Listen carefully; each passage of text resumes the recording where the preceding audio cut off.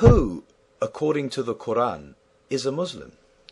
For the last 1450 years, Muhammad and his followers have arrogantly but falsely appropriated the term Muslim only to themselves, thus excluding several other groups who were, by the definition of the word Islam, themselves Muslims centuries before Muhammad, his Quran, and his version of Islam.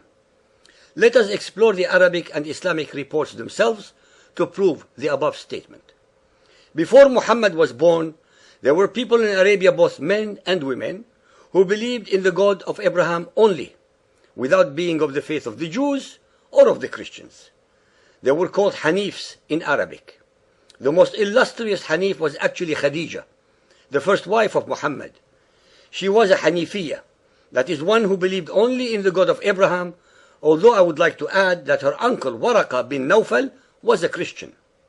Now, as we ascertained earlier that Islam means submission to the will of one God, then as a corollary, any creature from anywhere in the universe who declares that it believes in one God only is automatically a Muslim. Let us now look at the Quranic verses themselves. In Surah Al-Baqarah, that is chapter of the cow or heifer, verses 126 to 137, they say in the Arabic of the Quran that Abraham was a Muslim, Ishmael was a Muslim, Isaac was a Muslim, Jacob was a Muslim, Al-Asbat, that is the tribes of Israel, were Muslimun. In other verses of the Quran, they assert that Jesus was a Muslim. Miriam or Mary, the mother of Jesus, was a Muslimah. And the disciples of Jesus were also Muslimun.